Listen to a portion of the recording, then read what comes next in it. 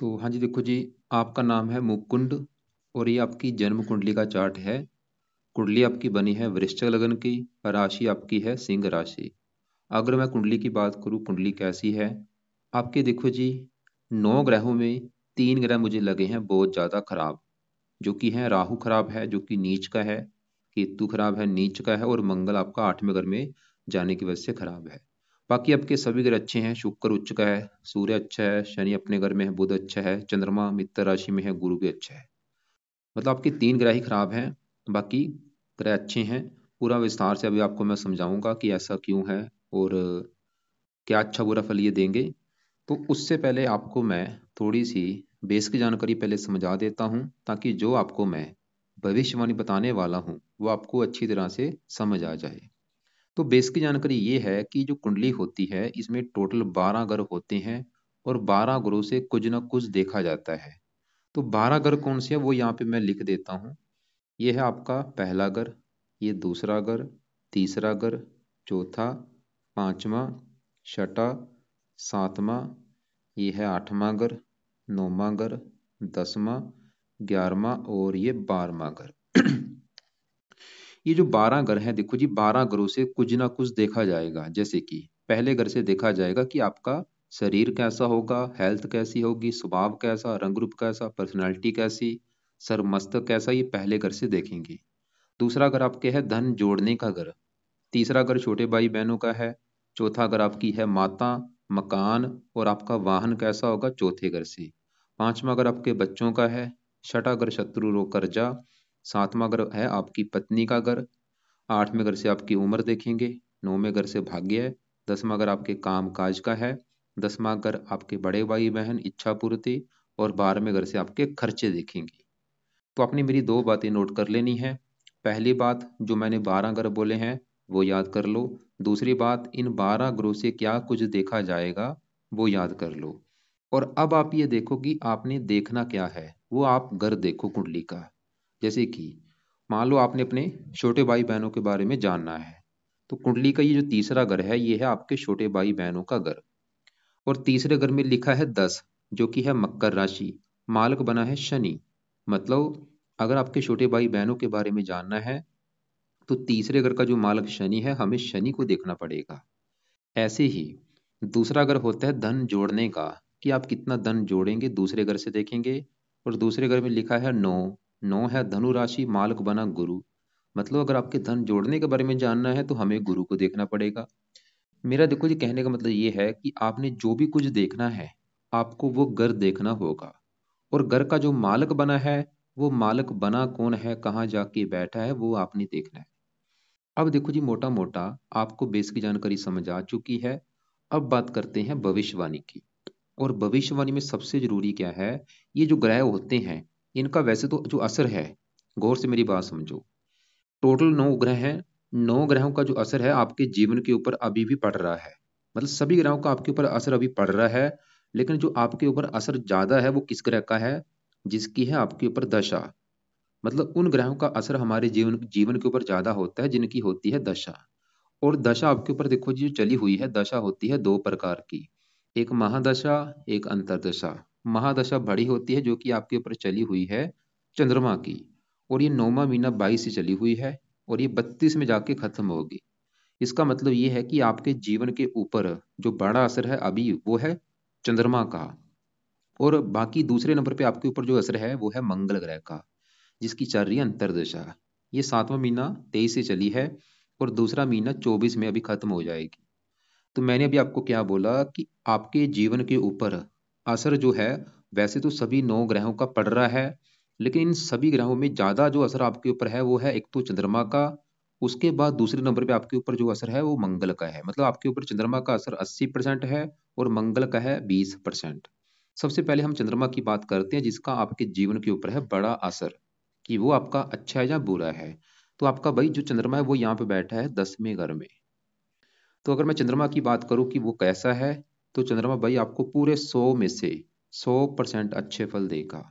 ये ग्रह आपका मुझे बहुत अच्छा लगा है। ऐसा क्यों है? चंद्रमा देखो जी जहाँ बैठा है 10वें घर में। ये 10वें घर से पहले समझो देखा क्या जाता है। 10वां घर है आपके काम काज का घर। जो भी आप काम काज करेंगे 10वें घर से देखेंगे। 10वां घर आपके पिता का भी घर है, 10वां घर सरकार का भी है और मान प्रतिष्ठा, मतलब चार चीजें देखी जाती हैं 10वें घर से। और आपको मैंने एक फार्मूला भी समझाया था कि घर का आपने मार्क देखना है। तो 10वें घर में देखो जी क्या लिखा है, 5, जो कि है सिंह राशि। मालक है सूर्य, मतलब अगर आपका काम काज देखना है हमें सूर्य को देखना पड़ेगा, पिता देखना है सूर्य को देखना पड़ेगा। और सूर्य के अलावा 10वें घर में कौन है, चंद्रमा। हमें मतलब चंद्रमा को भी देखना पड़ेगा आपके काम काज के लिए। तो अभी हम क्योंकि चंद्रमा की पहले बात करेंगे, सूर्य की बाद में बात करते हैं। तो चंद्रमा आपको समझ आ चुका कहाँ बैठा है, वो 10वें घर में बैठा है। लेकिन ये 10वां घर किसका है, सूर्य का। और सूर्य जो चंद्रमा है वो सूर्य को मानता है अपना मित्र। आपको एग्जांपल समझाता हूँ।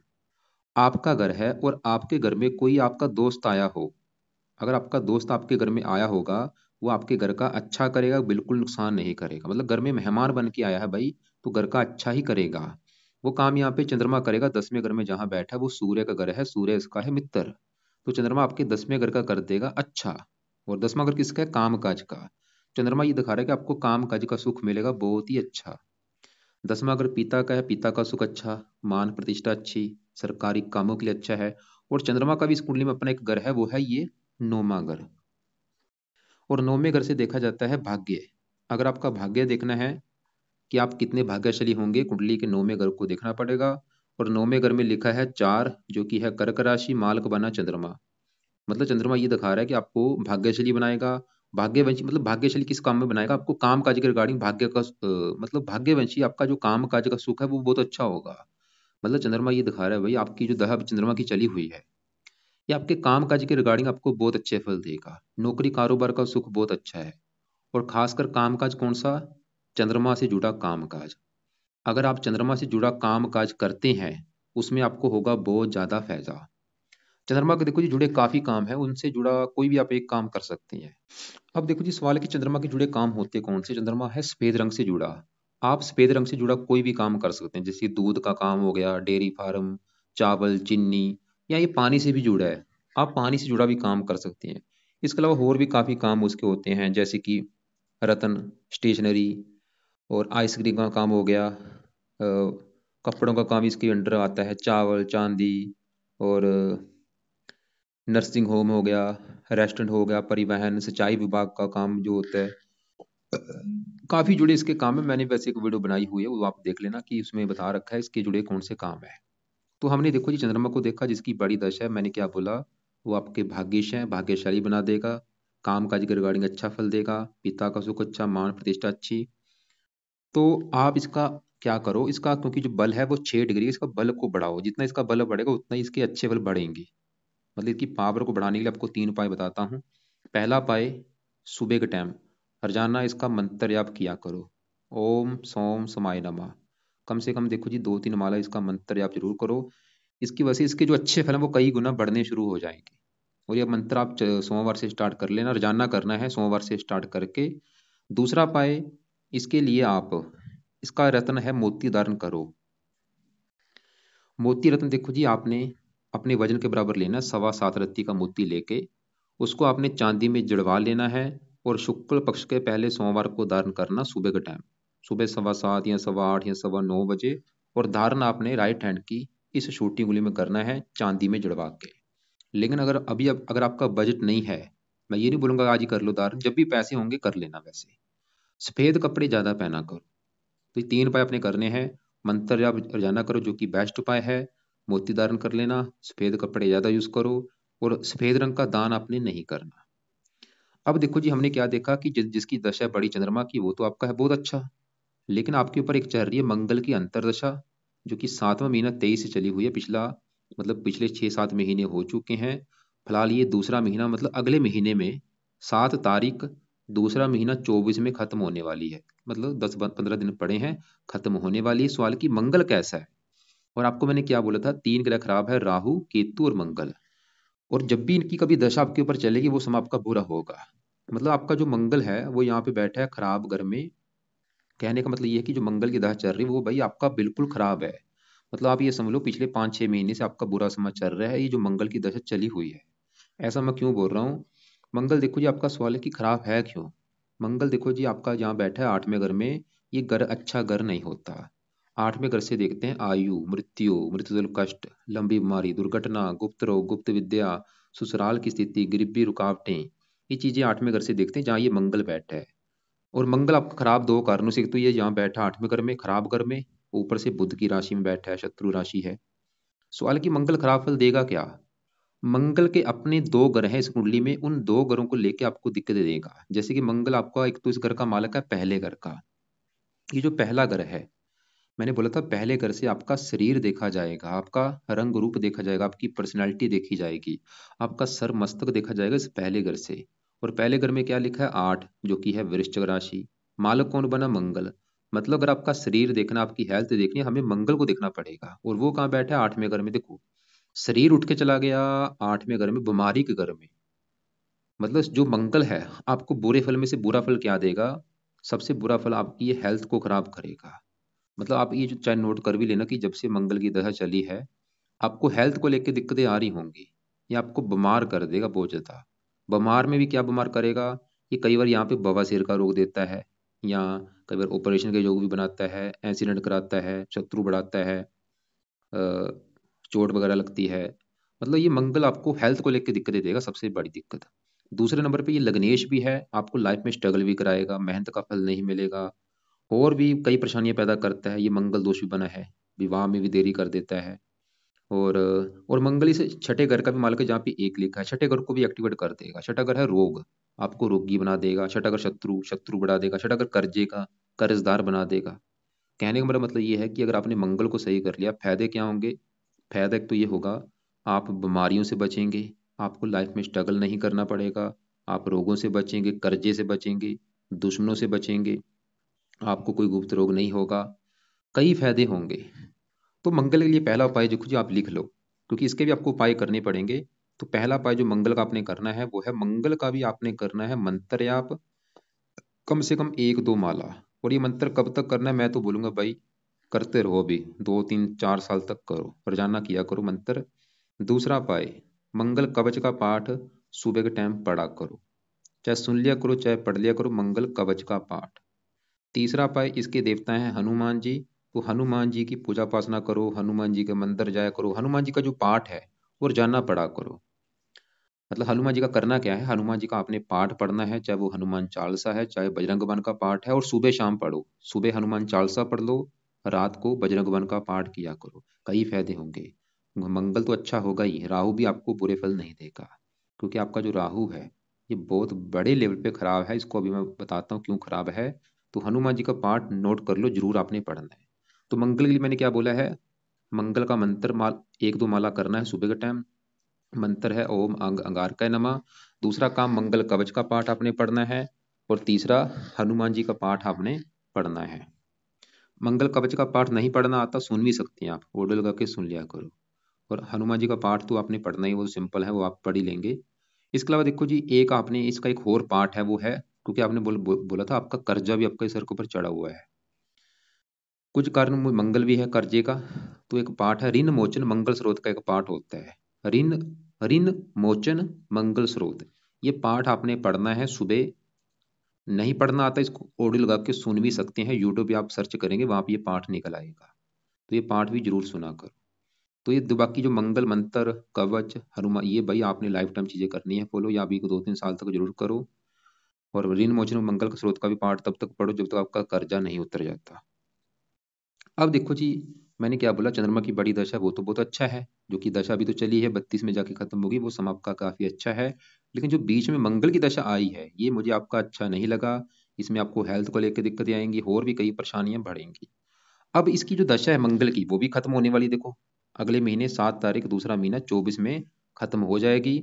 और इसके बाद जो आपकी दशा आने वाली है वो आपको मैं दिखाता हूँ, वो आएगी राहु की दशा। देखो मंगल की दशा भी चली है, वो 7 तारीख दूसरा महीना, 10-12 दिनों में खत्म होने वाली है।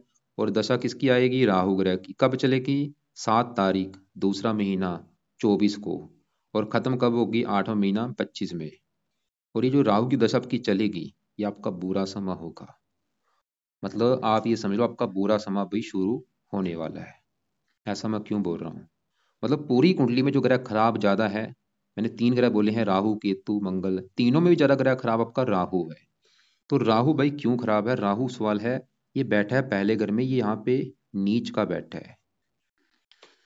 और आपको मैंने क्या बोला था, गौर से मेरी बात समझो, 12 घरों से मैंने बोला कुछ ना कुछ देखा जाएगा, जैसे कि 7वां घर पत्नी का, 5वां घर बच्चों का, चौथा घर माता का, तीसरा घर छोटे भाई बहनों का। ये जो पहला घर है, ये आपका घर है कि आप कैसे होंगे, आपका शरीर कैसा होगा, रंग रूप कैसा होगा, पर्सनैलिटी कैसी होगी, सर कैसा होगा, मस्तक कैसा होगा, पहले घर को देख के पता चलेगा। और फार्मूला क्या कि घर का मालिक देखना होता है। तो पहले घर में लिखा है 8, मालिक बना मंगल। तो मंगल तो हम देख चुके हैं, वो तो ही दिखा रहा है कि आपकी पर्सनैलिटी खराब होगी, हेल्थ खराब होगी, स्वभाव खराब होगा। अब पहले घर में जो राहु बैठा उसकी बारी है, और राहु पहले घर में नीच का बैठा। आपको मैं एक एग्जाम्पल से समझाता हूँ। आपका घर है, मान लो आपका घर है, और आपके घर में दुश्मन आ जाए कोई, मतलब आपको, आप जिसको दुश्मन मानते हैं वो आपके घर में चल के आ गया। तो दुश्मन अगर आपके घर में आ जाएगा, वो आपके घर का क्या करेगा, नुकसान कर देगा। सिंपल सी बात है, घर में पड़ा सामान तोड़ देगा, टीवी फ्रिज तोड़ देगा आपका, क्योंकि दुश्मन है, उसका क्या भरोसा। वो काम यहाँ पे राहु कर देगा। राहु कहाँ बैठा है, पहले घर में नीच का। तो ये पहले घर का कर देगा सत्यानाश। वैसे तो बुरे फल पहले देता आ रहा है बचपन से। आपको मैंने आपको सबसे पहले क्या बोला था कि 9 ग्रहों का जो असर है वो हमेशा रहता है, बस इनका जो असर है वो दशा में कई गुना बढ़ जाता है। मतलब राहु बुरे फल आपको 10 साल पहले भी दे रहा था, 5 साल पहले भी दे रहा था, बचपन से बुरे फल देता आ रहा है। बस अभी जो दशा चलेगी, वो बुरे फल जो इतने थे पहले, वो बुरे फल अभी मतलब इतने हो जाएंगे, कई गुना बढ़ जाएंगे। तो बुरे फल इसके क्या है, पहले घर में बैठ के सबसे बड़ी नेगेटिव बात, आपकी हेल्थ खराब करेगा। आपको हेल्थ को लेकर दिक्कतें आएंगी, जैसे कि सर में दर्द होना, मस्तक में दर्द होना, मतलब हेल्थ को लेकर कोई दिक्कतें आएंगी। इसके अलावा आपको लाइफ में स्ट्रगल कराएगा, दिक्कतें, परेशानियां, रुकावटें, आपको मेहनत का फल नहीं मिलेगा, आपको मानसिक चिंता बोझ रख देगा, आपको डिप्रेशन का शिकार बना देगा, आपको आपको मति भ्रम कर देगा। मति भ्रम मतलब आप लाइफ में डिसीजन सही नहीं ले पाएंगे, आपको पता नहीं चलेगा कि क्या करना है क्या नहीं। तो मतलब भाग दौड़ ज्यादा होगी लाइफ में। इसके अलावा 3 दृष्टियां, 5 में यहाँ पे, 7 में यहाँ पे, 9 में भाग्य की हानि कर देगा। कहने का हमारा मतलब ये है, जो राहु की भी दशा वही आपकी चलेगी, इसमें आपने पूरा संभल के रहना है। संभल के मतलब फालतू में देखो जी, लोगों से लड़ाई झगड़े नहीं करने, डिसीजन खुद मत लेना, किसी बंदे की सलाह ले लो, किसी घर वाले की सलाह ले लेना कि मैं क्या करूं। पैसा कहीं पे इन्वेस्ट नहीं करना, और अपनी हेल्थ का ख्याल जरूर रखना। फालतू मतलब खाने पीने से बचना है, जो तलियां चीजें होती हैं, क्योंकि आपकी हेल्थ खराब होगी। लेकिन अगर आपने अच्छा किया कुंडली बना ली, क्योंकि अगर आप इसके उपाय करेंगे, बुरे फल आपको नहीं मिलेंगे। तो उपाय में से पहला उपाय जो राहु का है, वो आपने क्या करना है, अभी जो शनिवार आएगा, आज शायद शनिवार है, चाहे आज से शुरू कर लो, चाहे चाहे जो आने वाला शनिवार है उससे शुरू कर लेना। क्या करना है शुरू, आपने इसके मंत्र स्टार्ट करने हैं संकल्प लेके, जो कि है 18,000। मतलब आप एक बार 18,000 इसके मंत्र पूरे करो संकल्प लेके। अगर आज से करना, आज से कर सकते हो। संकल्प लेना कैसे, आज आप संकल्प ले लेना रात के समय कि हे राहु देवता जी, मेरा नाम मुकुंद है, मेरी जात ये है, गोत ये है, आप मेरी कुंडली में पहले घर में बैठे हैं नीच के, और आपकी अभी कुछ दिन के बाद आपकी दशा मेरे ऊपर शुरू होने वाली है। और मैं चाहता हूँ आपकी जो दशा है वो मेरी अच्छी जाए, मुझे कोई इसमें दिक्कतें ना आए, मेरी हेल्थ खराब ना हो, लाइफ में स्ट्रगल ना करना पड़े। तो इसलिए हे राहु देवता जी, मैं आपको प्रसन्न करने के लिए आपके जो मंत्रों की संख्या है वो पूरी करने जा रहा हूँ। तो इस प्रकार आप संकल्प लेके मंत्र एक बार पूरे कर लेना। और मंत्र कितने दिन में पूरे करने हैं, चाहे 11 दिन लग जाए, चाहे 21 दिन लग जाए, चाहे 40 दिन लग जाए, मंत्र पूरे कर लेना। और मंत्र पूरे करने के बाद फिर आप चाहे छोड़ देना, फिर आपने कभी नहीं करने। लेकिन आपने जो दूसरा पाया वो भाई आप लाइफ टाइम करना है, जो कि है राहु कवच का पाठ। और ये 2 मिनट का पाठ है, आपने रोजाना रात के समय पढ़ना ही पढ़ना है, कम से कम 1 या 2 पाठ।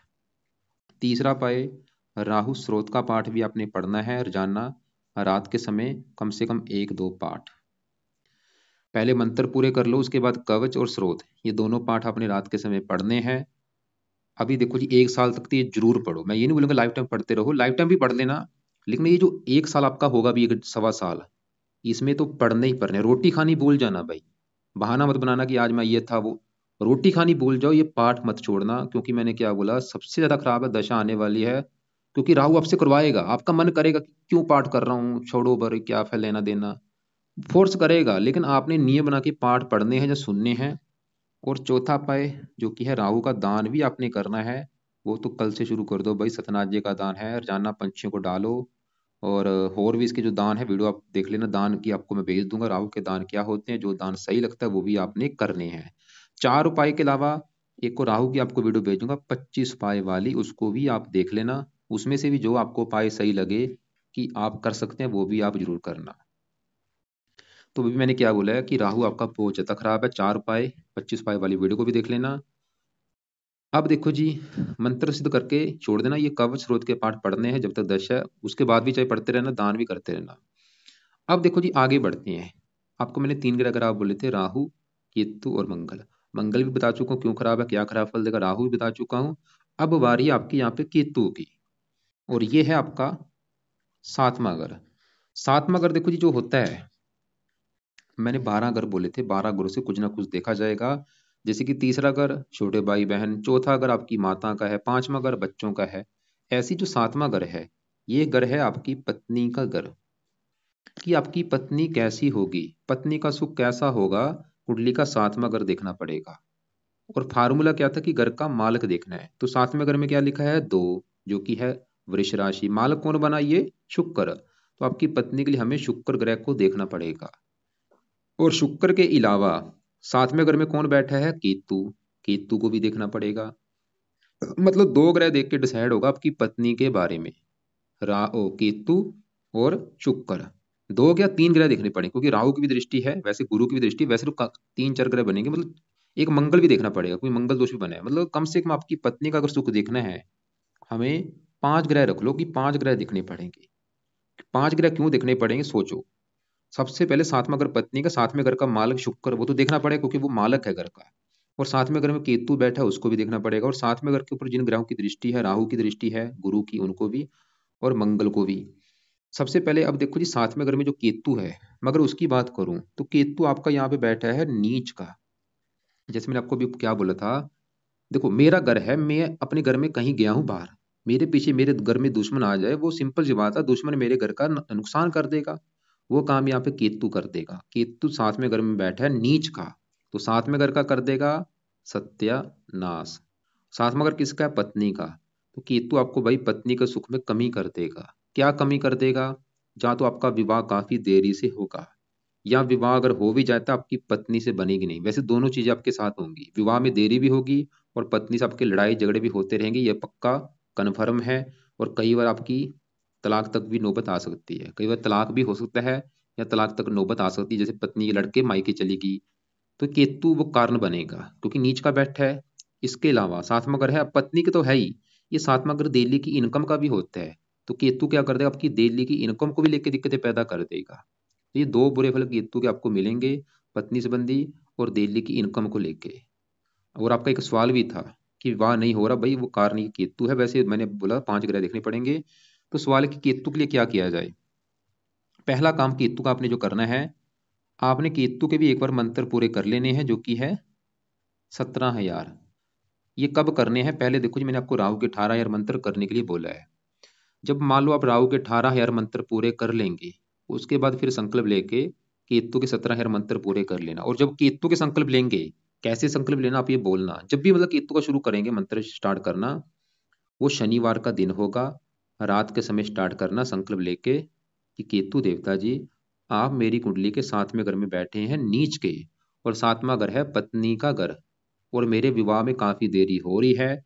मैं चाहता हूँ एक तो मेरा विवाह जल्दी से जल्दी हो जाए, और इसके अलावा पत्नी से भी मेरी अच्छी बने, इसलिए आपके मैं मंत्रों को सिद्ध करने जा रहा हूँ। तो इस प्रकार आप संकल्प लेके ये एक बार मंत्र पूरे कर लेना। और मंत्र पूरे करने के बाद चाहे छोड़ देना, लेकिन केतु का जो दूसरा उपाय है वो आपने तब तक करना है जब तक आपका विवाह नहीं हो जाता, जो कि है केतु कवच का पाठ। और तीसरा उपाय केतु स्रोत का पाठ। ये 2 पाठ हैं, 2-2 मिनट के पाठ, रोजाना एक एक पाठ आपने पढ़ने हैं। इसका फायदा भाई ये होगा, आपका विवाह हो भी जाएगा जल्दी और पत्नी से भी नहीं बनेगी। और एक चौथा उपाय भी आपने केतु का करना है, जो कि है कुत्तों को रोजाना रोटी डाला करो। जब कुत्तों को रोटी डालेंगे उस समय केतु का मंत्र करते करते कुत्तों को आपने रोटी डालनी है। लेकिन अभी आपको मैंने बोला था आपकी पत्नी के लिए 5 ग्रह देखने पड़ेंगे। हमने 7वें घर में केतु बैठा उसको देखा, वो आपका खराब है। 7वें घर के ऊपर राहु की दृष्टि थी, वो भी 7वें घर की हानि कर देगा, विवाह में देरी। और बाकी देखो जी आपका मंगल दोष भी बना है कुंडली में, क्योंकि मंगल 8वें घर में बैठा, ये कुंडली मंगलिक बना के बैठा, इसकी वजह से भी मंगल दोष बनने की वजह से दो चीजें होंगी। एक तो आपके विवाह में देरी भी होगी, और विवाह होने के बाद पत्नी से मनमुटाव भी होगा। मंगल भी ये दिखा रहा है। और मंगल के आपको मैंने उपाय बता दिए हैं। अगर मतलब मंगल का आप हनुमान जी का पाठ करते हैं, मंगल का मंत्र आप करते हैं, कवच का पाठ करेंगे, तो मंगल दोष दूर आपका खत्म हो जाएगा। मतलब विवाह में जो मंगल भी कारण बना है वो भी कारण नहीं बनेगा। तो मैंने 3 ग्रह देख लिए आपके विवाह के लिए, केतु, राहु और मंगल। और तीनों ही ये दिखा रहे हैं कि भाई विवाह में दिक्कतें आएंगी। चौथा ग्रह है शुक्र, और ये मेन है क्योंकि 7वें घर का जो मालक शुक्र है वो बैठा है यहाँ पे 5वें घर में। और 5वें घर में यहाँ पे वो उच्च का बैठा है। शुक्र आपका है बहुत अच्छा, क्योंकि उच्च का जो ग्रह होता है अच्छा होता है। तो शुक्र क्या अच्छे फल देगा? पत्नी घर का मालक शुक्र 5वें घर में उच्च का बैठा है, और 5वां घर है संतान का, पढ़ाई का, बुद्धि का और प्रेम का। शुक्र ये दिखा रहा है कि आपका प्रेम विवाह भी हो सकता है, क्योंकि विवाह के घर का मालिक जब भी 5वें घर में होता है प्रेम विवाह होता है। तो शुक्र ये दिखा रहा है आपके काफी मात्रा में प्रेम विवाह होने के योग है, या फिर आप प्रेम प्रसंग जरूर करेंगे, ये तो कन्फर्म है। 5वां घर पढ़ाई का आपको पढ़ा लिखा बना देगा, बुद्धिमान बना देगा, संतान का सुख अच्छा दे देगा। शुक्र ये दिखा रहा है, मतलब शुक्र ये दिखा रहा है पत्नी के लिए अच्छा है। वो तो ये दिखा रहा है वो भी पत्नी का सुख अच्छा है, लेकिन शुक्र में बल नहीं है अच्छे फल देने वाला, क्योंकि वो अस्त हो चुका है। देगा तो अच्छे फल ही, लेकिन अच्छे फलों का एक लेवल होता है, वो लेवल कम है। लेकिन अगर आप चाहते हैं शुक्र के अच्छे फल कई गुना बढ़ जाएं, तो इसका भी सुबह के टाइम मंत्र या रात को इसका मंत्र जाप किया करो। मतलब शुक्र का भी अपने रात के समय कम से कम एक माला ओम शुम शुक्राय नमः, ये मंत्र आपने करना है। तो अब देखो जी, 7वें घर के ऊपर गुरु की दृष्टि, वो इस घर का वो भी थोड़ा सा अच्छा करेगा। मतलब मैंने बोला था 5 ग्रह देखने पड़ेंगे, पांचों ग्रह को हमने तकरीबन देख लिया है। केतु विवाह में दिक्कतें पैदा करेगा, और मंगल भी थोड़ा सा मंगल दोष है, विवाह में देरी। राहु की दृष्टि है, शुक्र वैसे अच्छा है, गुरु दृष्टि, मतलब आपकी मैरिज लाइफ में जो दिक्कतें आएंगी सबसे बड़ा कारण केतु है। सबसे बड़ा कारण है केतु, और दूसरा नंबर किसका है? राहु की दृष्टि। और तीसरा नंबर है मंगल। मतलब 3 कारण बने हैं आपकी मैरिज लाइफ में दिक्कतें आएंगी, लेकिन तीनों में सबसे बड़ा कारण है केतु। तो इसलिए भाई केतु के मंत्र एक बार सिद्ध कर लेना, कवच स्रोत के पाठ पढ़ने हैं। बाकी मंगल के उपाय मैंने बता दिए हैं, राहु के भी आपको उपाय बता दिए हैं। और बाकी शुक्र अच्छा है। मतलब पांचों ग्रह को देख के निचोड़ क्या निकला है? निचोड़ ये निकला है कि आपको देखो जी, शुक्र तो वैसे अच्छा है, फिर भी मतलब वो दिखा रहा है कि प्रेम विवाह हो सकता है, विवाह का सुख अच्छा है, लेकिन फिर भी केतु अपना असर देगा। मतलब कुंडली में निचोड़ ये निकला है कि आपको विवाह में दिक्कतें तो जरूर आएंगी, ये पक्का कन्फर्म है। क्या दिक्कतें आएंगी? एक तो आपके विवाह में देरी भी होगी, रिश्ते होगे टूट सकते हैं, या आपका तलाक भी हो सकता है। अगर आपका विवाह हो भी गया, आपकी पत्नी से बनेगी नहीं, लड़ाई झगड़े उससे होते रहेंगे। लेकिन डिसाइड होगा आपकी पत्नी की कुंडली देखकर, कि उसकी कुंडली के 7वें घर का मालक कैसा है, उसके 7वें घर में कैसे ग्रह बैठे हैं। अगर वो अच्छे निकले, फिर तो ज्यादा लड़ाई झगड़े आपके नहीं होंगे। लेकिन अगर आपने उपाय भी सही ढंग से कर लिए, फिर भी जाके आपको दिक्कतें नहीं आएंगी, इसलिए उपाय जरूर कर लेना भाई। बाकी आपके देखो जी, यहाँ पे चौथे घर में शनि बुध ये अच्छे हैं। ये है चौथा घर, जो कि है आपकी माता मकान वाहन का घर। माता मकान वाहन का सुख देखना है अगर आपका, कि आपका माता कैसी होगी, मकान कैसा होगा, वाहन कैसा होगा, चौथा घर देखेंगे। और चौथे घर में 11 लिखा, 11 है कुंभ राशि, मार्ग बना है शनि। शनि कहाँ बैठा है? इसी घर में बैठा है देखो। मतलब शनि चौथे घर का मालिक अपने ही घर में बैठा है भाई, अपने घर का अच्छा करेगा। मतलब मैं अगर अपने घर में बैठा हूं, तो मैं अपने घर का हमेशा अच्छा करूंगा, क्योंकि मेरा घर है। वो काम यहाँ पे शनि करेगा, चौथे घर का अच्छा करेगा। मतलब आपको मकान वान का सुख बहुत अच्छा देगा लाइफ में। अच्छा घर, अच्छी गाड़ी, भूमि जमीन जायदाद सभी सुख दे देगा। वही काम यहाँ पे बुध करेगा, बुध शनि का मित्र, वो भी इस घर का अच्छा कर देगा, मकान वान का सुख अच्छा दे देगा। 8वें घर का मालिक उम्र लंबी कर देगा। गुरु आपका बहुत अच्छा है, दूसरे घर का मालिक है धन का, लाभ के घर में बैठा है, धन भी जरूर बना देगा, धन की कमी नहीं रहेगी। और 5वें घर का मालिक है संतान, लाभ के घर में, संतान होने के बाद भी आपकी आमदन बढ़ेगी, इच्छाएं पूरी होनी शुरू हो जाएंगी। गुरु ये दिखा रहा है। मतलब आपका भाई शुक्र अच्छा है, वो पत्नी के लिए अच्छा है। सूर्य अच्छा है, 10वें घर का मालिक, काम काज घर का मालिक, वो भी अच्छा है। सूर्य भी अच्छा है बहुत ज्यादा, बड़े लेवल पे। संतान के लिए अच्छा है, पढ़ाई के लिए अच्छा है, काम काज के लिए अच्छा है। शुक्र अच्छा है, चंद्रमा अच्छा है, गुरु अच्छा है, शनि अच्छा है, बुध अच्छा है। बस आपका राहु, केतु और मंगल। अब देखो तीनों ग्रह क्या क्या खराब फल देंगे। केतु का बुरा फल है पत्नी के रिगार्डिंग, राहु का बुरा फल आपकी हेल्थ के रिगार्डिंग, लाइफ में स्ट्रगल, और मंगल का बुरा फल भी आपको लाइफ में स्ट्रगल कराएगा, हेल्थ को लेकर दिक्कतें। तो तीनों ग्रहों के ज्यादा उपाय करने, मैंने अभी देखो क्या क्या उपाय बोले, नोट करो।